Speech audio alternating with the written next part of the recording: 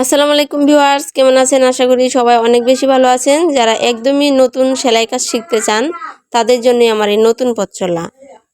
আজকে দেখাবো আমি 37 ইঞ্চি লম্বা এবং 40 ইঞ্চি বডির জন্য একটা সাধারণ পাজামা কাটিং।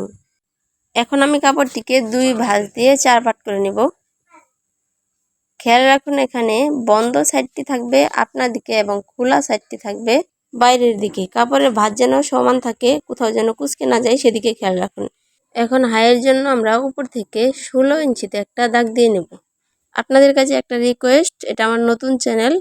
ভিডিওটি ভালো লাগলে চ্যানেলটি সাবস্ক্রাইব করে পাশে থাকা বেল আইকনটি বাজিয়ে রাখুন, যাতে করে আমার পরের সব ভিডিও আপনার কাছে সবার আগে পৌঁছায়। এখন স্কেল ধরে দাগ টেনে নিচ্ছি।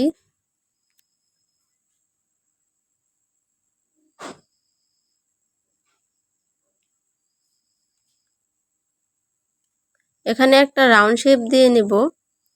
এখানে রাউন্ড শেপ দেওয়ার জন্য দূরত্বটা আপনি 2 ইঞ্চি থেকে 3 ইঞ্চি পর্যন্ত রাখতে পারেন। আমি এখানে অনুমান করে স্কেল দিয়ে দাগ দিয়ে নিচ্ছি সহজভাবে। এখন লম্বার মাপ নিব। এখানে আমাদের টোটাল লম্বা আছে হচ্ছে 39 ইঞ্চি। এখন পায়ের মোহরি নেব 6 ইঞ্চি এবং আরও এক্সট্রা 1 ইঞ্চি নেব সেলাই করার জন্য।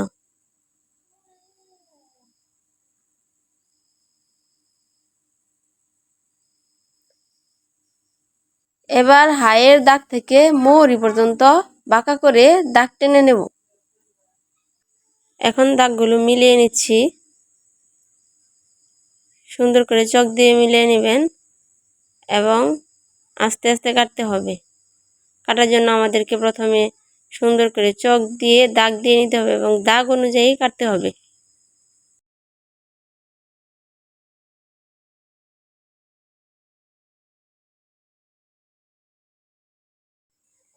এখন দাগ বরাবর কেচি দিয়ে সাবধানে কেটে নেব।